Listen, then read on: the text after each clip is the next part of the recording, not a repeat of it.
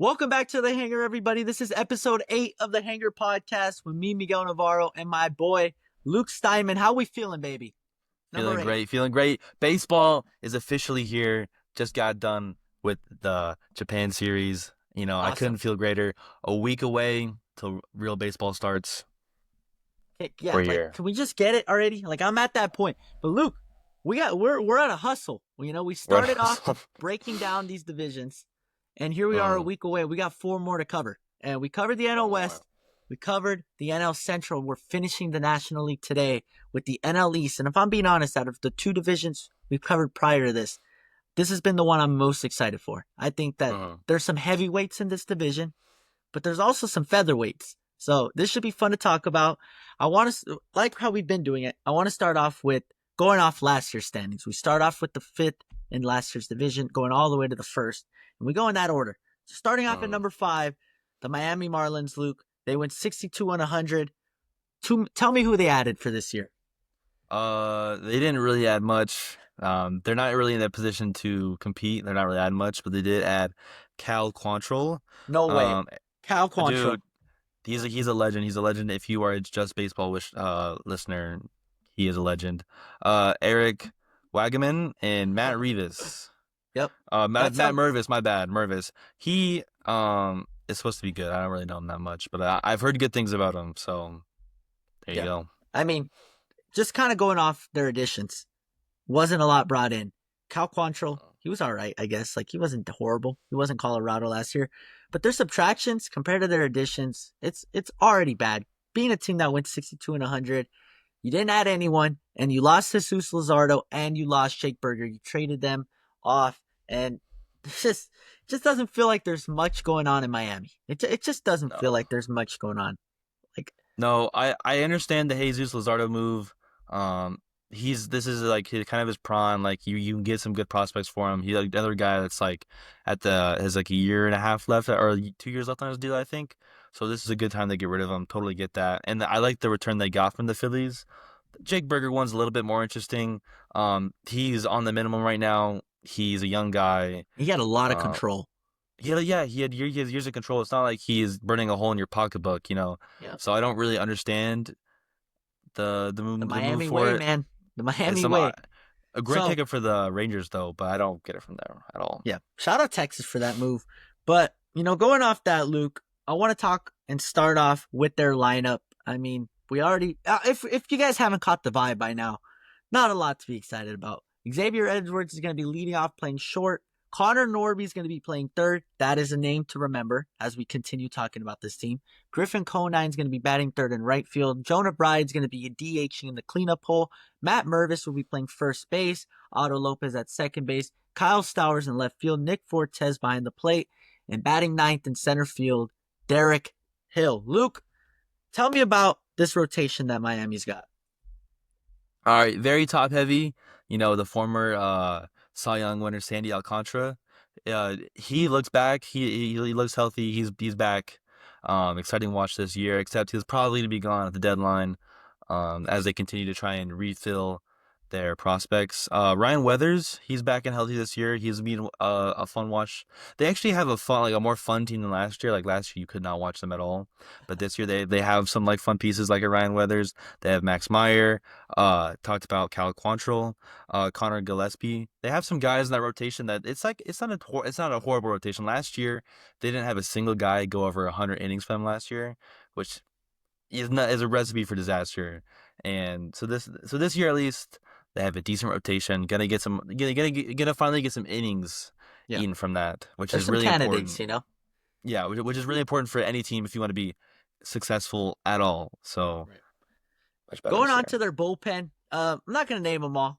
It's just really not worth talking about. There were a couple highlights. Calvin Foucher, he was pretty good in 53 innings for them last year. Anthony Bender, he was pretty good for them, and Jesus Tinoco was also pretty good for them.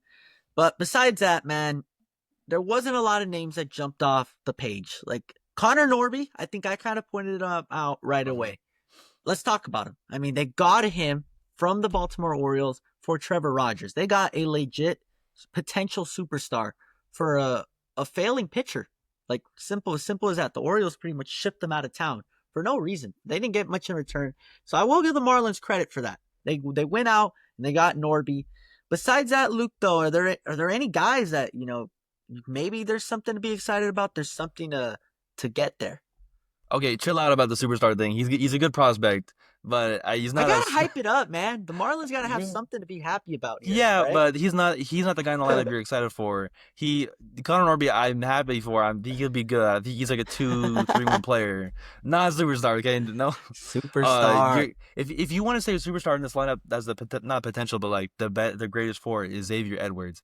That last year he had 328, 397.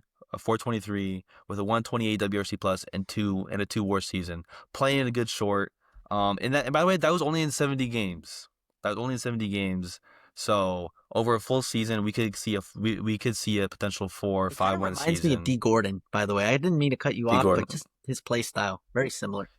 Yeah, like that. He's gonna be exciting to watch this year. If you want to talk about someone who's gonna be any sort of superstardom or like lead this team, it's Xavier Edwards. I think I do like Connor Norby, but hold your brakes there, bud. Okay. Another thing I really like about this team, but he won't be back till June or July. Coming off the Tommy John, Yuri Perez. When he was healthy last season and when he first started, he was lighting it up. Only he started at 19 years old. I think he's the closest baseball player to me as like relative to age. He's only a few months older than me, which makes me feel horrible. Makes me feel like that there's someone like my age and I'm working at Chipotle and I'm like, God, man, this is. Didn't think it was gonna end a period, but See, listen, if you were born out of a foreign Latin country and you were bred to play baseball, I think you would have been there too, Luke. I believed in you. thank you. I appreciate that. But I think soon as Sandy will be gone, you'll get back Yuri Perez. He's gonna be exciting to watch. Potential Cy Young winner, maybe not this year, but in the future. Yeah. So there are some stars in this team. Um, they're they've been rebuilding forever now, but this feels like a different like this is the beginning of something that could happen over the next It's few just years. I agree with you that there's definitely bright spots, but there's just like it just doesn't feel like enough, man. Like a lot of the No. guys that I'm looking at, like some of their lined up starters, Nick Fortes is pushing 30, Derek Hill's pushing 30, hell, Kyle Stowers is 27. Like a lot of these guys Yeah. aren't 22, 23-year-olds with a lot of time, and if we're being honest, the Marlins don't seem like they're competing in this decade. Like just honestly, scrap the 2020s at this Yeah. point. Um, I don't know. Griffin Conine, he's also getting up there in age. It's just I don't know, man. I don't they like you said, they've been rebuilding forever, but it just doesn't feel like there's been much progress of a lot of young star power. I just feel like a lot of their guys haven't panned out. They've been shipped out of town. Mm. It just hasn't worked. And that speaking of shipping out of town, Sandy Alcantara or Alcantara, sorry if I pronounced the name wrong here, but looks like he's going to be gone too. And Mm. I think that's pretty much inevitable. So Yeah. I don't know. What direction do the Marlins go at, Luke? Like what needs to be done to so next year when we're looking at them, we're not this disappointed. Just try. I mean, a lot of it is just gonna be like just an improvement. I think again, like I said earlier, they had 0 guys go over 100 innings. I think the average per team is to have 4 guys go over 100 innings, if not more. They had none. Like that puts a lot of stress on your bullpen, which they don't have a great bullpen, so that'll lead to a lot of losses, and it leads to not being competitive. So having guys in your rotation that'll give you innings and eat innings at least at like a high 3.4 ERA makes your team like has such a better floor for your team where you're able to like compete every day. And they do have Yeah. young guys coming up. They do have what's his name? I think his name is Thomas White, yes, one of the best left-hander prospects in baseball. There's a chance he could come up this year. That's also exciting for them. Like they have some guys coming up. Not this year. I don't even know off the top of my head. Starling Caba, which who they got from the Phillies. He looks like a good shortstop too. Like they have some guys Okay. coming up, and especially when you trade Sandy, like they'll get a haul for him too. Especially if he's pitching at the way he can. Like some They're stuff gonna is get a starting haul. to Yeah, build I there. agree. You could be a little bit more hopeful. So that's kind of my hope. Let's go on. Let's hope Alcantara can give them just a great 2 months so they could ship him probably to the Yankees or whoever, or maybe the Mets, Cubs. like someone, and they can get a nice haul. Like Yeah. that's their mindset right now. A good thing about Alcantara, you're gonna have him this year and next year if you trade for him. So there's some value in that. I mean, I think Luke kind of covered it. There's some young guys that are potentially coming up, and I love having Luke Steinman on this podcast to just bring out some prospect names that I get to research later on today. Like that fires me up, man. That fires me up. So yeah, I'm a real nerd, and I love it though, man. dive into That prospect brings lists and insight. stuff. Like I don't think I would have pulled out a Connor White or James White, whatever freaking name you pulled out right Thomas there. White. So that was fire. We're gonna be moving on though. Sorry, Marlins fans, if you came for a pro Marlins podcast, because this is not that. They didn't do anything. Not a lot to be excited about, but there are some bright spots. So let's hold a little bit of hope. And we're gonna be moving on now to the Washington Nationals. They were the 4th in the National League East last year, finishing at 71 and 91. Lucas, tell me who they added this offseason. For Trevor Williams, Paul DeJong, Kyle Finnegan, who was their All-Star guy last year, Ahmed Rosario, Jorge Lopez, and Lucas Sims. Also, funny story. Ahmed Rosario, he has a brother, right? Who played for the Rays. Right. Funny story. When I went to an Angels game one time, me and my family and the people around us were like heckling him, and he like actually responded back to us, which is kind of funny. And then was he mad at you or what? We're like talking back and forth, and then he got like a double and like looked like right at us, which is kind of funny. That's good, dude. Okay, you can go. Sorry, but yeah, I mean, you gave us a big list of names. They made a good amount of moves, and something I liked about them is they have a lot of young guys that they're high on. It's Dylan Cruz, it's Abrams, it's Luis Garcia, it's James Wood, and I like that they were bringing in these 1-year guys, these veterans, the Josh Bells, the Paul DeYoungs, the Ahmed Rosarios, the Lucas Sims, the Nathaniel Lowe's. Like these guys, they've played playoff games before. So I like that move for them. Talking about their subtractions, there wasn't a lot. It was Robert Garcia and Patrick Corbin, who, ironically enough, both went to the Texas Rangers. It just seems like the Texas Rangers were picking up all the National League East scraps this year with all these moves. But moving on now to their lineup, I think that this lineup on paper looks kind of nice. And honestly, Luke, I didn't really think about it. And now that I'm looking at it in front of me, I'm very excited to talk about it. CJ Abrams is going to be leading off playing short. Dylan Cruz is going to be batting second in right field. James Wood's going to be batting third in left field. DHing and batting cleanup is Josh Bell. Nathaniel Lowe at first base. Luis Garcia Jr. at second base. Paul DeYoung at third. Gabriel Ruiz at catcher. And Jacob Young filling up the lineup in the 9-hole in center field. Lucas, what does their rotation look like this year? It is Mackenzie Gore, hoping for a bounce back year. Really high on him like a few years ago. Really waiting for him to break out. We got Trevor Williams, Jake Irvin, Mitchell Parker, and Michael Soroka. Not a bad rotation. I don't hate it. Looking up, it's not great, but it's something. It's not the strength of their team, but it's something. Yeah, and then Phil, looking at their bullpen, there are some guys to highlight. You know, Kyle Finnegan, Jorge Lopez, Lucas Sims, Colin Posey. They made a couple moves where it doesn't look horrible. Like I think like Kyle Finnegan, he's a pretty solid closer, and Jorge Lopez had a really strong year, second half of the year with the Cubs last year. And or after he threw his stuff in the crowd, it seems like he figured out how to pitch again. So good for Jorge. He found a home. And another name that you brought up, being the number 2 in the rotation, Trevor Williams. Like look at his stats from last year. Why was Trevor Williams actually pretty solid? You know, like he was not bad.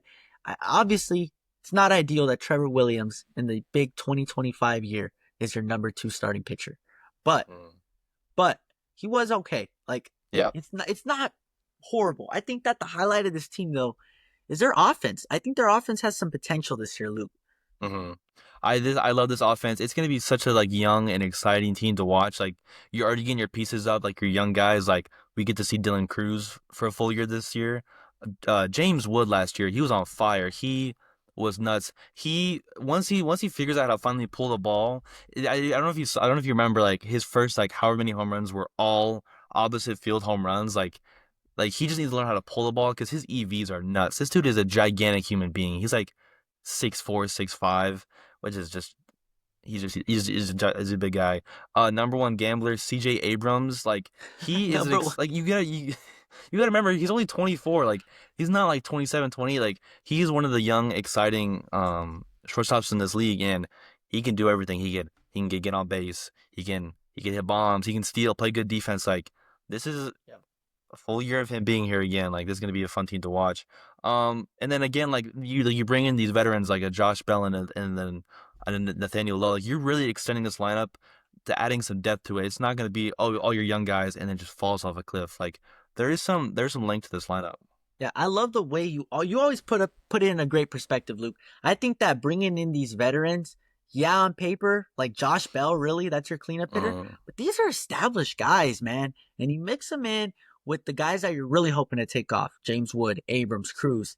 And if these veterans go out and do their consistent 20 home run years, that lineup looks deeper than it is. Like it's nice. It's nice to have those veterans, especially in the bottom of the order, being able to just do what you already expect them to do because they've done it for so long. And I think that having that stability in a young lineup is key to building and developing. And the best part about having these veterans is at the deadline, you're not playing so good, you trade them for some prospects, man. And maybe those prospects become the next big thing in Washington. So I like that what they're doing. I think that they took a different approach than the Marlins. The Marlins didn't do anything. The Marlins were like, we're just going to let the young guys work.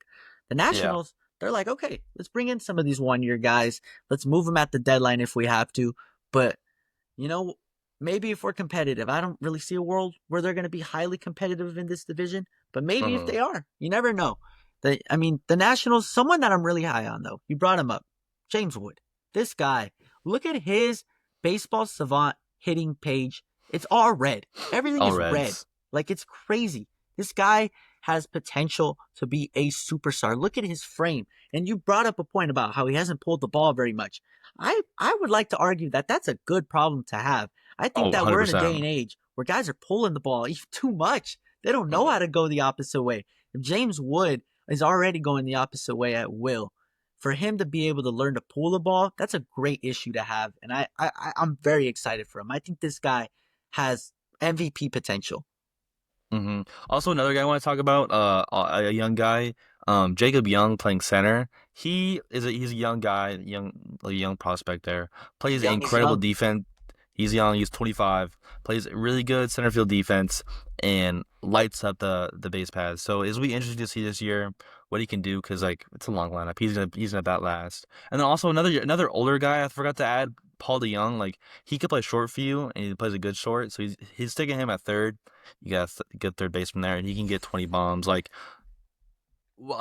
want to disagree with you said earlier about the Marlins about how they should have done this. Like they have a lot more talented roster of young guys, but they've done this really well. Like they have their young guys. They add some veterans. They juice up this lineup a little bit. Like you said, they're not going to be super competitive, but it's going to be a fun team to watch throughout the year. Like they can stay competitive for a while this year, which is going to be a lot more than you can say what they've about the Nationals the past few years. I think they're going to give teams a hard time. And one more name. I love me some Luis Garcia, Luke. Last year, he had 18 home runs, drove in 70, batted 280. And, honestly, his slash line wasn't really there. His on-base percentage was 318. His slug was 440. His OPS is 762. But this is one of those guys that he hits. His average, the basic stats, the batting average, the RBI, the home run numbers, they look good. If this guy just starts getting that plate discipline, developing, seeing more pitching, being able to play more full seasons, he's going to get better. Those numbers are going to get better. All his numbers are going to inflate. And to have a second baseman that's 20 plus home runs, potential, that's hard to find today. So I really like Luis Garcia. I caught on to Luis Garcia, I want to say 2021, can't remember, a while ago. I go to a Dodger National game, and this man hit a go-ahead 3-run home run in the 8th inning, but I swear to God, he just threw his hands at it so early, and he just wrapped his bat around it. He was batting lefty, and he hit it out. And that's why I'm like, dude, I'm gonna have to remember. And I remember so vividly this National fan right in front of me. He turns around because I was like, damn, we lost. He turns around, he goes, remember that name, Luis Garcia. So I have literally not forgotten it. It's crazy. It felt like a movie when he pulled that out. Funny. So yeah, that was I don't know. That was my story time of the day. Anything else you want to add about the Nationals, Lucas? No, I think we covered it all. I think Wait. We keep forgetting to do something here. We keep forgetting to highlight one player we like from each team. Right. I think we both kind of agreed on Connor Norby on the Marlins. I think we could. Xavier Edwards. Okay, you're Xavier Edwards. I'm Connor Norby. I think we kind of said it. We just didn't actually like Yeah, we specify didn't say it this is out what it's loud. for. But So, this one we didn't. yeah, give it to me. Who's your national player that you expect to break See, out and have a nice year?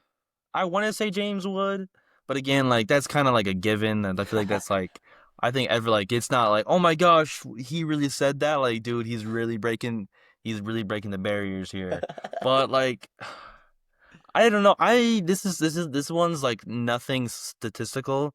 This is just me being a Gilbert Ruiz fan. Like 2 years Ooh. ago, this man was a good catcher. I think he was like at breaching like top 15, top 10 catchers. I was a fan of his, and last year he was horrible.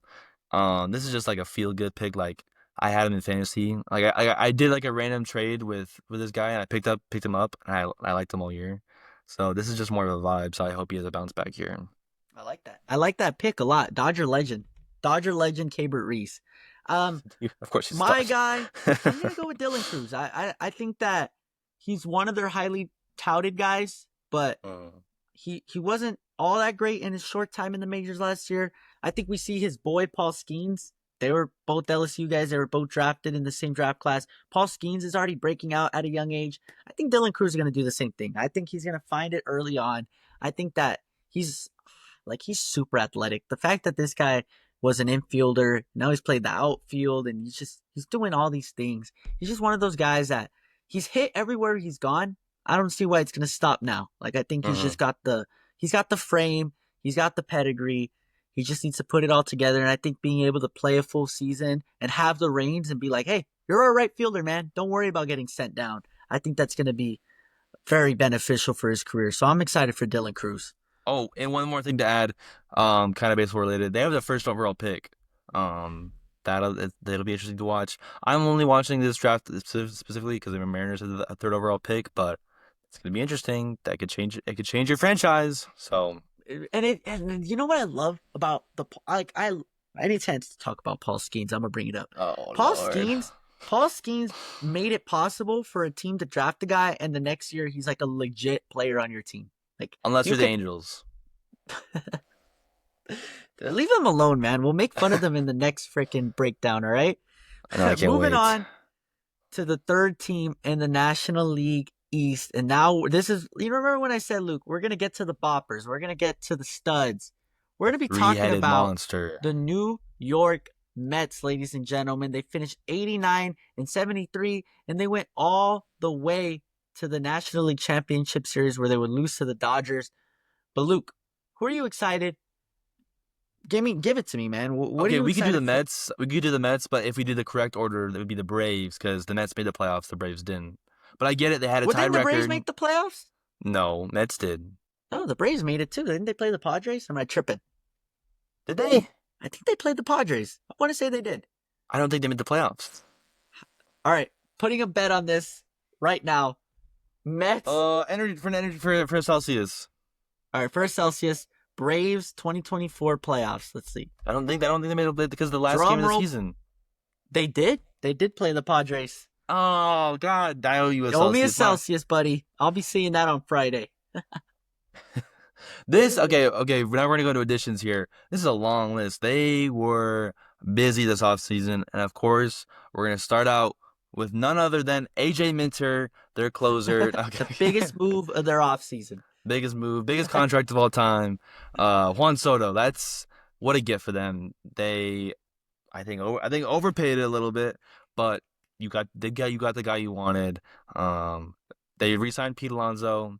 That was good for them, and they got him on a cheaper deal than what they were thinking, which is good for them. Clay Holmes, the converted starter, re-signed Sean Manaea. Got Frankie Montas. We touched on AJ Minter. Re-signed Jesse Winker after they traded for him. Got Jose Siri. Re-signed Ryan Stanek, former Mariner. And they got Justin Hageman, Jared Young, Griffin Canning they picked up, and Drew Smith. I mean, that's as good. That's as many names as you can sign in an offseason. Like that was a pretty big offseason. They did also have some subtractions though, Luke. They lost Luis Severino. They lost Jose Quintana. And if you remember correctly, that was their 2 and 3 in the playoffs last year. They also lost Harrison Bader, Adam Ottavino. They lost Phil Maton, and I think this was a big one for their culture, for their organization. Jose Iglesias is gone, and that was kind Mm-hmm. of what bolted them to have that run. The oh my god Yeah. celebration, everything about that. I think that's a bigger loss than people make it out to be. But with that Yeah. being said, they did make a lot of moves, and they got their guy in Juan Soto. Their lineup, Luke, it looks pretty nice. I'm not gonna lie. It's Francisco good. Lindor is going to be leading off playing short. Juan Soto is going to be batting second in right field. Pete Alonso batting third at first base. Brandon Nimmo in left field batting cleanup. Mark Vientos at third base batting fifth. Batting sixth at DH is Jesse Winker. Their center fielder in batting seventh is Jose Siri. Their eighth hole hitter and playing second base is Brett Beatty. And their catcher is going to be Luis Torrens. But it's most likely, it is Francisco Alvarez. But as of right now, he's dealing with an injury. Luke, how Mm-hmm. about their rotation? The rotation looking better, looking okay, but they're a little injured right now. But they got at number one they got Kodai Senga, they got Clay Holmes. Third would or like I think the third, no, not third, but he would be in the rotation too. Sean Manaea, but Right. he's dealing with some issues. David Peterson, Taylor Miguel, and Griffith Canning, which picked up. He was in the trade between the Angels and the Braves, and then the Braves just dropped him. So Now he's a Met, man. He's going to dominate them in that NL East. Their bullpen also has some very notable names. Edwin Diaz, AJ Minter, Jose Buteau, Reed Garrett, Ryan Stanek, Danny Young. Solid guys. And another name mm, that we also forgot to mention that I forgot to mention, excuse me, that's also injured is Jeff McNeil. So hmm there's some names. That lineup looks really good. But Luke, I'm going to just go out and say it. I'm not a fan of the rotation. Call me really. crazy. I don't think that rotation is gonna is really just I don't see it. Can you talk me into it? Are you a fan of them? I don't see it. So I really like when Sean Manaea gets back, this rotation looks nice because he could be a one. We saw this last year. He could be Right. one. He could be a one in a playoff series. That's an ace right there. And then Kodai Senga, I know he was injured all of last year. He pitched 7 innings, and he hasn't really pitched like over his career like that many innings. But that dude's a dog when he is healthy. And then Clay Holmes is your third. In a playoff series, I'm happy with that three. Dude, Clay Holmes has looked so good during spring training. I'm pretty sure we talked in the episode where we talked about him being on the Mets. I talked about how I really liked him being a starter, Right. and he displayed that showing that kick change like. That was nasty. I also just want to talk about the kick change in general is a really nasty pitch. Like bunch of people picking up. Um, I'm really I really like him as a pitcher. And then David Peterson, he wasn't too bad last year, and being your 3 or 4 is not horrible. Uh, Taylor McGill, not that bad. And also Griffith Canning, like he wasn't that great last year, but Mets pitching lab. People really like the pitching lab. We'll see if you can Yep. see if they can do it again. The last 2 years they have converted people that weren't that great into something that was really good. So it'll be interesting to see if they have another one of those cases here again. Yeah. I I I could see what you're saying, but to me, man, I think kind of where I'm struggling to get behind this rotation is this. Kodai Senga, haven't really seen him do it in a full season. Yeah. Actually, he was okay in 23, but consistently for a full season is more so what I Mm-hmm. meant. I love Clay Holmes. I think he's been great in the spring. But we haven't seen him go what he's going to look like in the fifth, sixth inning of a game yet. Like we've seen it in spring, we've seen it in those 3, 4 inning outings. But when he faces that third time through the order, there's still a question mark there. I'm not saying he's not going to succeed. I'm not saying that he's not going to be good at being a starting pitcher. But I need to see it first. I think that this Yeah. is a team with like legit World Series aspirations. And Mm-hmm. if their rotation is what holding them back right now, I think it's gonna suck this is why they're not being competitive and they're winning a World Series Yeah. because their rotation just wasn't really thought after. They also fraud in Frankie Montas. That was another guy, but he's already gonna miss some time. They Mm. dealt with the injury bug early. It sucks to Yeah. see, especially in that rotation. I guess what my question is, Luke, right now on paper, their rotation really doesn't wow me. Can their offense do enough to hold them over until they get a little healthier later in the season?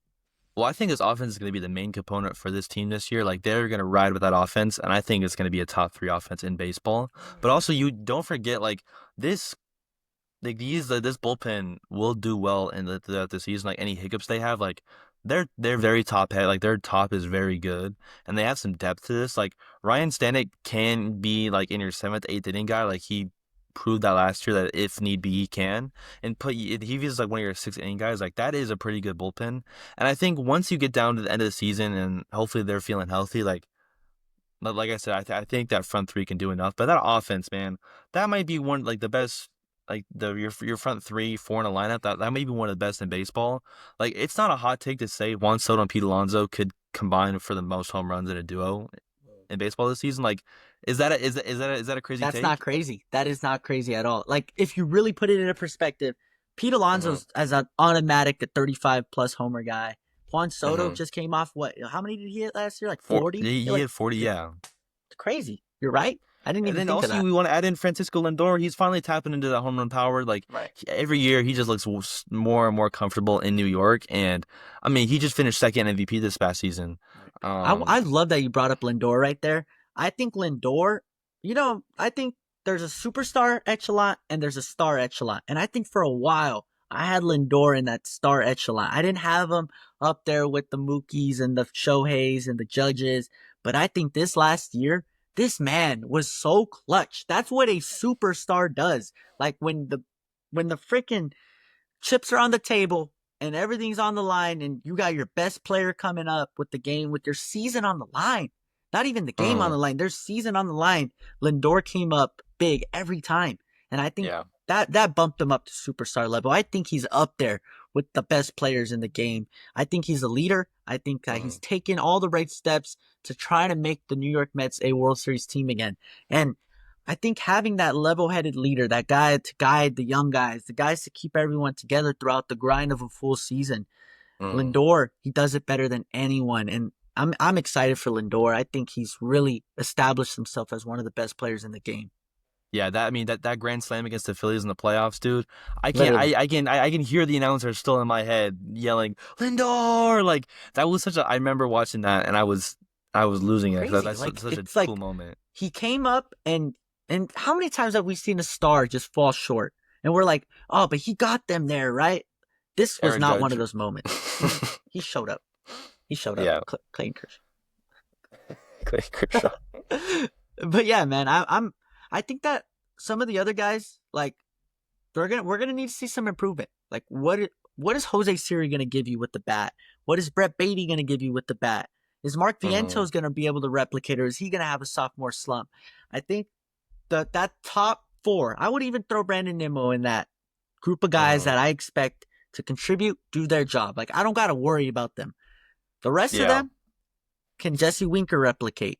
You know, what is Francisco Alvarez going to look like this year? He's Mm-hmm. so I think that there's still some question marks, especially in the bottom of that rotation or in that bottom of that lineup and in that rotation. But Mm-hmm. this team could easily win 90 plus games this year. And I think they will. I just think they have like some injury issues right now. That's the only reason why it's feeling like Francisco Alvarez last year like took a big step with his defense. Like he was like a very offensive like first like catcher, but he played some good defense last year. And let's hope this injury doesn't throw him off with that. Jose Siri, it's just like a kind of what I like. He plays really good center field defense, and if he gives you anything with the bat, it's a plus. He's gonna strike out a million times. But Brad Beatty, this is gonna be interesting to see. This is kind of really his like last chance with the Mets. Right. Like you got to prove it Playing a to new us. position now. Yeah. Also, if it's not him, it'll be Luis Angel Acuna. If I'm saying his name right, like Perfect. Took the words out of my mouth. he's an exciting player too. Like he just I love those type of players that can steal bags. They can get that they can really like hit the ball, like you get on base, like really just clutch. Like a Ryan Bliss with the Mariners, one of my favorite Right. up Push and the coming envelope, man. Mariners. I'm so excited for Ryan Bliss. We'll talk about that next episode. But dude, it's just like he and then him coming off the bench too, because he could play center, he could play third, short. Like having a guy like him in the utility spot, or maybe even playing second to start the season, it'll interject life into this team. You know. Yeah, having that youth is always nice. So I completely agree with that take. And in his little moments that he was given last year in the playoffs, he was pretty solid, man. Like he took the most of his opportunities. I love that for him. I think. Mm. All right, I have a question, but I want to save it for when we do our predictions. So Okay. I'll save that. We'll be moving on now, Luke, to the second. Wait. Oh my God. Favorite Our player. our player. Who do we got? All right, you go first. You go first. Okay, I go first. Let me give him one more. I think I'm gonna give it to Francisco Alvarez. Defense took a step forward last year. His offense took a step back. He kind of flip Mm, flopped. Like it was yeah. offense first. Maybe the defense will be there. Defense finally showed up, and his offense went nowhere. He made some swing Mm, adjustments. I know he's injured right now, but I think when the time comes for him to show up, he's gonna be ready, and I think he's gonna have a mm. better year than he did last year with the bat. Okay, my pick. I'm riding with it. When they signed him, Clay Holmes, I'm convinced Ooh, I he's like gonna that. have a really good year. I like. Is it okay? This is just like me just buying too much into this and being way too bullish about it. Like All Star? No, okay. But Why not? I mean, I who think just did it? Seth Lugo went from a reliever to a starter, and he was what, number 2 in the Cy Young voting last year? I don't even No, know what. he was up Yeah, I there. think he was up there. But I think I'm just gonna Clay Holmes. I've been writing this all, and I just kind of want to just I want to put more chips into this just so if it goes well, we could be You could like say, Luke. like, I can hey, say bro. I saw that and I called it. Not even But like after, but this is before spring training, which makes me feel even more vindicated about this because I was saying this before. Like when this is just everyone's like gonna hop on the Clay Holmes train halfway through the year, you're just gonna be like, hey, buddy, I find your spot in line. I've been here. I'm gonna take control of our account on Instagram and just keep posting like me when I first said like I don't know Clay I like Holmes. this guy. I like to move for them. I like that, bro. All right, man. We're gonna be moving on. We're getting closer and closer to finishing up here. We're gonna be moving on to the second place team in 2024, the Atlanta Braves. They finished 89 and 73. And Luke, tell me who they brought in for this year. Love their first get. Jerickson Profar, 3-year deal from the Padres. Love that for them, dude. Just such a Braves move. And then a bench spot that I got for him, Brian De La Cruz. And then just I was it yesterday, I think. Yeah, they got Craig Kimbrell back on a minor league deal. Just so weird to say. Braves legend. You know, I think one of the best relievers of all time, if not the best Braves closer of all time. So good get for them. Good to get for them. There was only 3 names for the acquisitions. Their subtractions, on the other hand, it's a pretty hefty list. It's Max Fried. I mean, that was their ace. That's tough. Jorge Soler, Travis d'Arnaud, Charlie Morton, AJ Minter, Gio Urshela, Ramon Laureano, John Brebbia, and Luke Jackson. That's a lot of guys. Like Yeah. we can't sugarcoat it. It is a lot of guys, but this is a team that dealt with a lot of injuries this year, and in their lineup right now, I like the way it looks. In left field leading off, it's Jerickson Profar. At third base, batting second is Austin Riley. At first base, batting third is Matt Olson. DHing in the cleanup hole is Marcell Ozuna. Michael Harris, the second, will be playing center, batting fifth. Ozzy Albies will be playing second and batting sixth. Their catcher right now is listed as Drake Baldwin, but it's going to be Sean Murphy whenever he comes back from his injury. Orlando Arcia batting eighth, playing short. And Jared Kelenic batting ninth in right field. Luke, Former Mariner. former Mariner. Luke, a big subtraction for them was Max Fried. So how is their rotation panning out now? Well, you know, okay, you lose Max Fried. Okay, you're gonna get Spencer Strider back this year. So that's a great fix for them. He's not healthy yet, but he will be. So he'll be their ace. And then after that, oh look, it's Chris Sale, the Cy Young winner. And then you have Ronaldo Lopez had a breakout year last year. Spencer Schwellenbach, Grant Holmes, and AJ Smith Shaver. They have a bunch of guys there at the end that are young and they're looking for a spot. They're finally got their time in this rotation. It'll be interesting to see what they do. You know, Braves, they're kind of like the Brewers in a sense of like they lose guys, they lost some guys, but they're gonna be just fine. Like they're gonna be a great team, like regardless of their Okay. losses, because they're able to just get additions in other ways and, Yeah. and other spots. Like even just health. Like this team had so many injuries last year, and they're gonna get so many guys back this year. Right. To think that last year was considered a failure for them, they still made the playoffs. Like that says something. Another guy I Yeah, forgot to mention. This is not a big name or anything, just not a former MVP, Ronald Acuna Jr. He's also going to be coming back this year. 40-70, whatever. I I I I guess the thing that's kind of hard for me right now is I don't know how that back end of the rotation is going to perform in a full season. And I think that's Yeah. my only worry about this team. I like their bullpen. I like their offense when it's healthy. Like Austin Riley, Matt Olson, Acuna, Albies, like these guys are studs. Like they're Yeah. studs. They've been there. They've all won championships together. Like they know what it's like. They've been there, done that. But that back end, like Smith Shaver and Grant Holmes, what are we getting? Schoenbach, I think he kind of proved to me, like, especially in that game he pitched against the Mets where it was that you're winning in for that postseason spot last year. He proved to me this guy's a dog. He's a dog. Yeah. And I mean, it doesn't even matter that back end because you just look at that lineup. Like Michael Harris is hitting fifth for you. In most lineups, he's leading off or he's hitting 1 through 3 for you. Like this lineup is deep, and then even like with injuries, they had down years from like Austin Riley. Like he's not gonna have a year like that again. Like he's gonna kill it. Like Matt Olson's played every single game again last year. He's gonna do it again this year, and he's probably gonna hit 30, 40 bombs for you. Like top prospect or former top prospect Jared Kelenic. Okay, just want to say it. He's the bottom half of the lineup. You know, just don't let him around any ice coolers. But other than that, like this lineup is really good. Like this is like I think this is the second best roster or third best roster other than the Dodgers. Like this is one of the powerhouses in baseball, and this is a team that should be feared and will be feared. That was I kind of think corny, so. I think so too. I think that their team offensively, they're gonna get the job done. And like Strider and the reigning Cy Young, Chris Sale, I love that one too. Like they lost Max Fried and they were like, okay, not a big deal. I think that we have the pieces to replace him. Obviously, I guess you can't replace Max Fried, but you can definitely find the right pieces to make it not hurt as bad that he's gone. Yeah. And I think that they've done the right moves. They've brought in the right guys. And I think their offense, I didn't realize how deep it was until I looked at it. 1 through 8, I'm fearful. Like, I'm fearful of every hitter in that lineup. The only guy in that lineup I'm like, okay, is Arcia. And Arcia's had a year where I want to say 22, 23, where he was good. Maybe he taps into that again. Like, we'll have to just wait and see. Atlanta, though, I think that they're a very underrated team. I think everyone's focused on the Phillies. They're focused on the Mets. And they forgot how good the Atlanta Braves are. Yeah, this is just... I'm excited. Is disgusting. And then they get Jurickson Profar, like... Of course, the Braves do. Of course, the Braves do. Just perfect for them. You know, they bring in Chris Sale, and he just wins a Cy Young. You know, nothing. Also, I want to highlight Marcell Ozuna, how good of a year he had last year. Like Ozuna from the Braves. Ozuna from the Braves. Also, that's my fantasy team name for one of my teams. I have him. That's my team name. He just like silently put up 40 bombs last year and just like had an MVP type season. Like.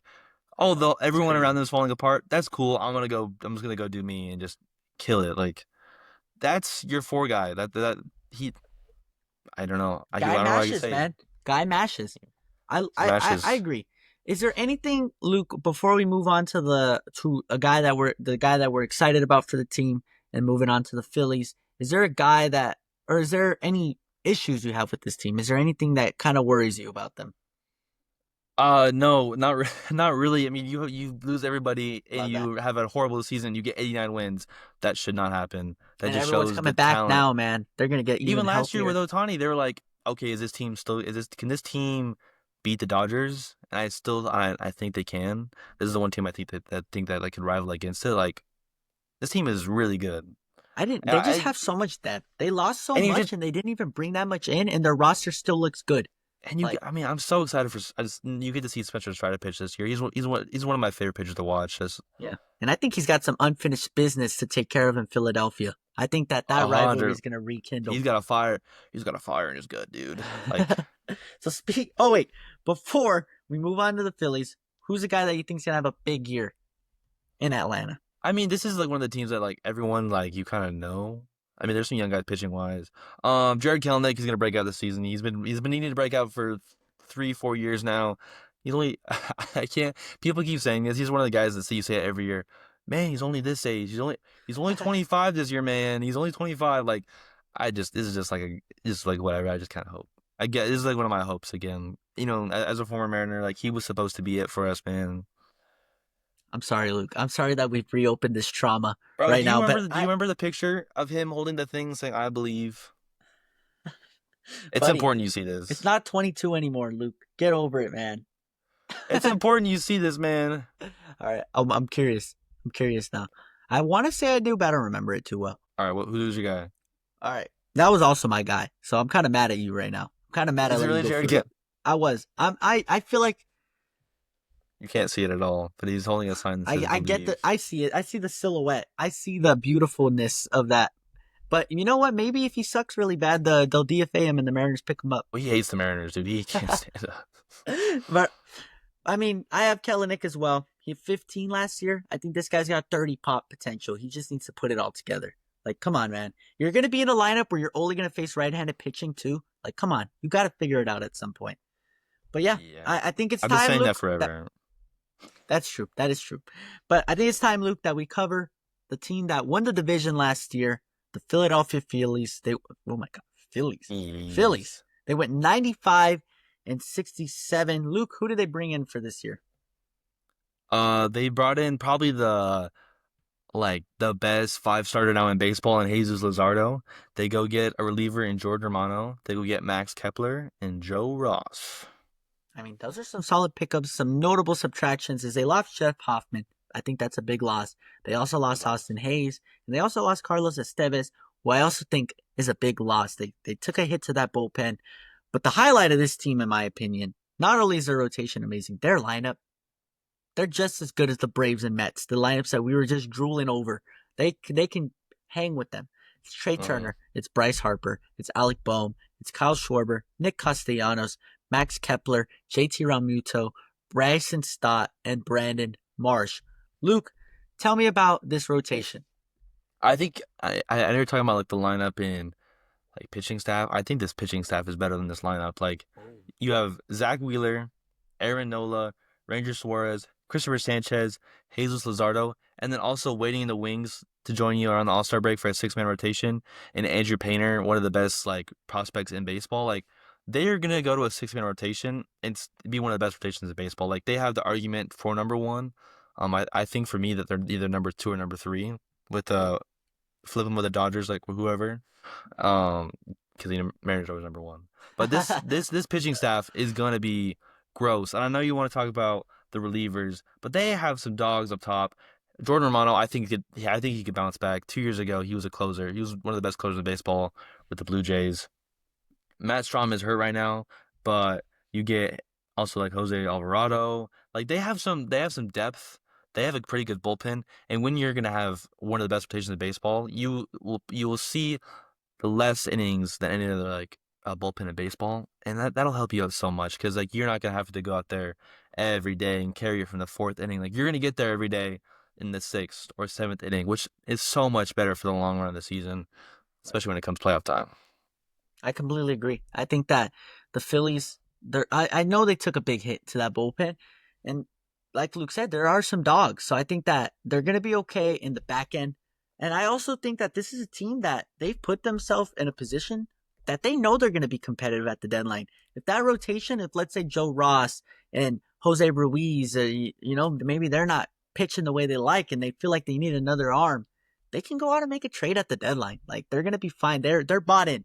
This is not a team that's going to, we'll just stick it out with what we got. No, they want to win. This is what I want to say year 4 of this core of Schwarber and Castellanos and Realmuto and Harper trying to win the World Series, and they haven't been able to get it done. They've been so close multiple times that they're not getting any younger. So they got to go out and they got to do it now. And I think that watching this team play, I was watching back some of their old playoff series.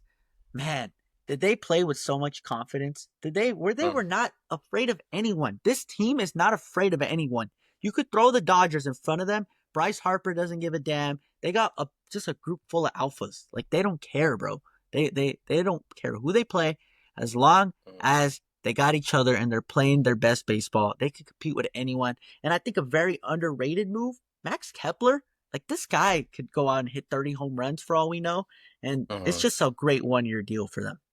Yeah, I think I do agree. Like I do love Max Kepler, but he did have a 90 WRC plus last year, which is a little concerning. And this team is really offense. Like their offense is really top heavy. Like after you get like past Kyle Schwarber, Trey Turner, Bryce Harper, like this lineup can kind of scare me this year. I'm kind of afraid.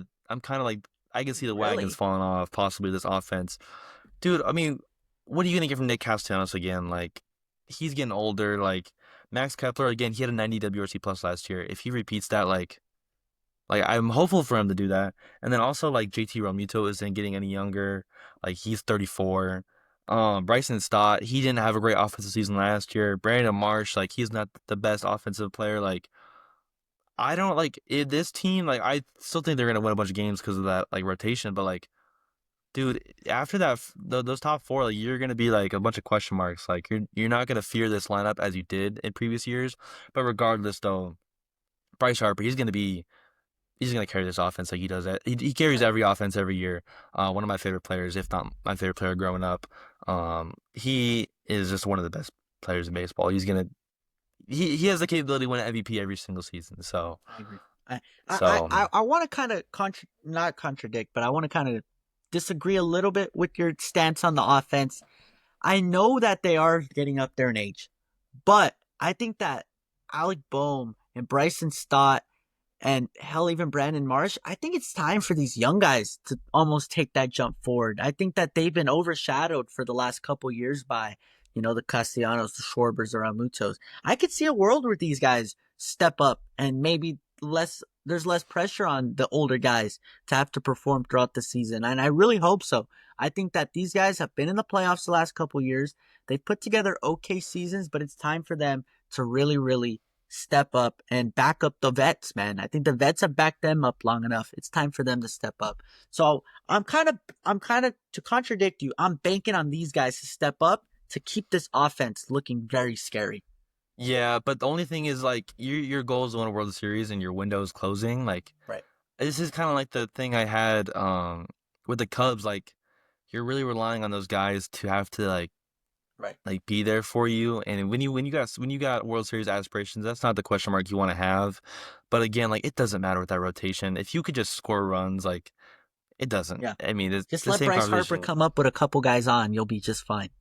Yeah, and Really. I mean Kyle Schwarber's gonna get you 40 home runs. Trey Turner's gonna be Trey Turner. I agree. So it's it just is like I don't know like there's the drop off last year for JT Realmuto like really he really looked like he was getting older up there. Like he's been catching forever. That was like my biggest thing. Like and I'm pretty sure that they came out and said that he's gonna try and get like less innings this year, like catching to try and like preserve him a little bit. And if he's not in the lineup like consistently as he is, like, and he's not, I don't know. I just have some concerns.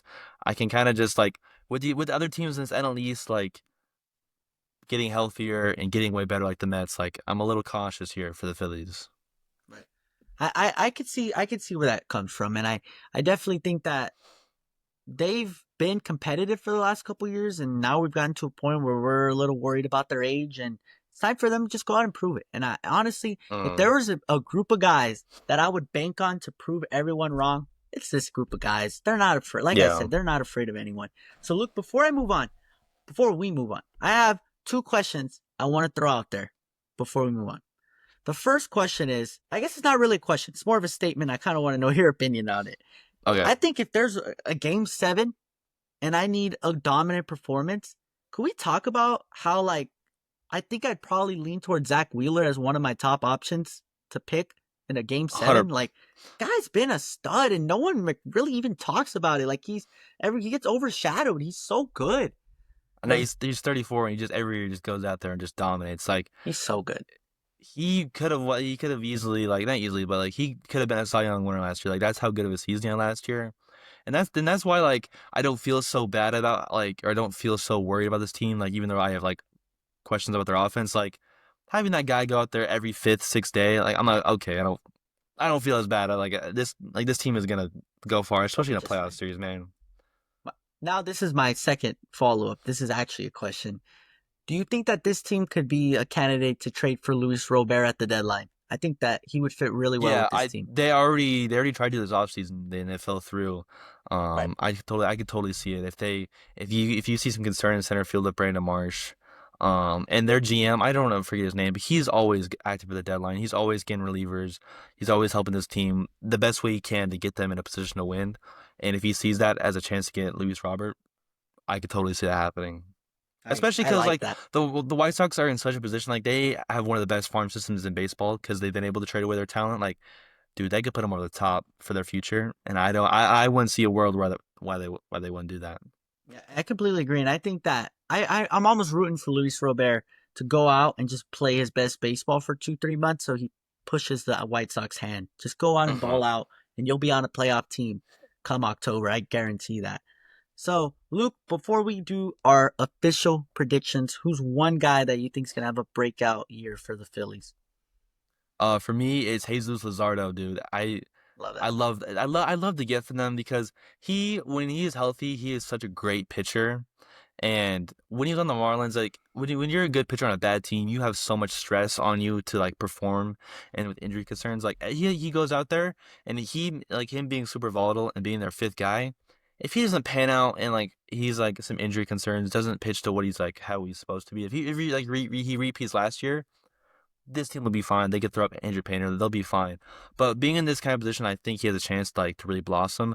And I could totally see him go out there and be one of the best pitchers in baseball, and then have just a three-headed monster when come playoff time. And I just believe in him this year, and I think this I is like his that a lot. season. I think that he's got some of the best stuff, especially from the left side. So I definitely could see that. My guy, I'm going to take an offensive approach for this. I'm going to go to Bryson Stott. I think in 2023, that was his best year. He put up really nice numbers. And then last year, just a crazy drop off.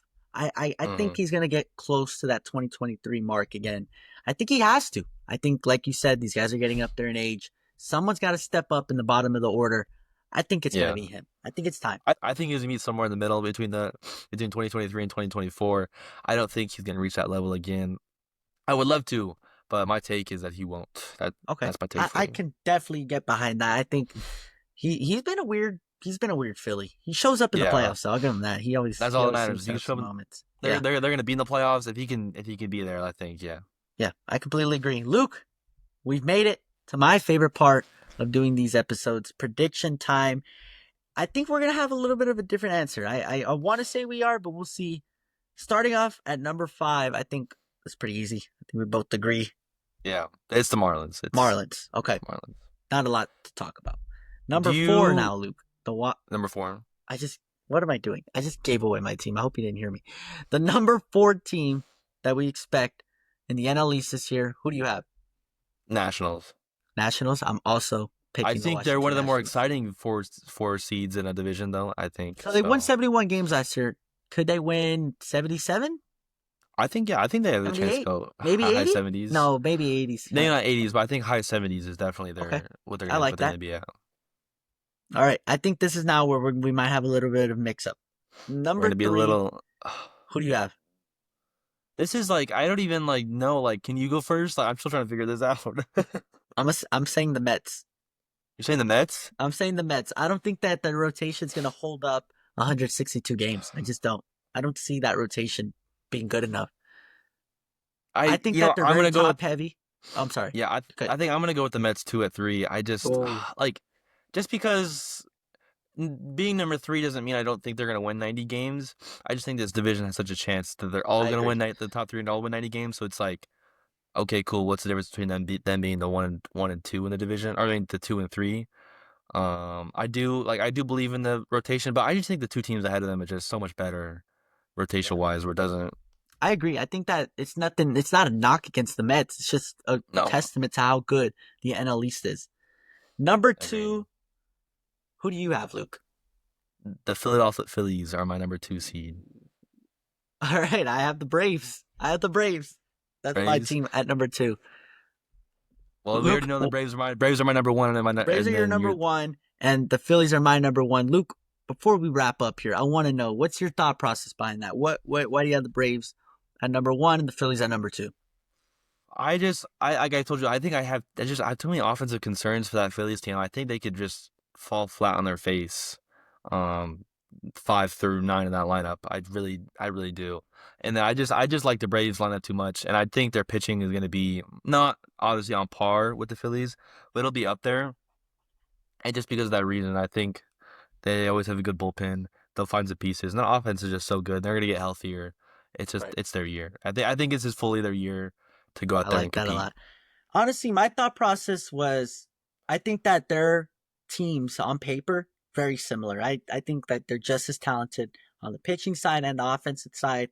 And I just kind of went with the guys that I feel like are going to play with a little bit more of a chip on their shoulder.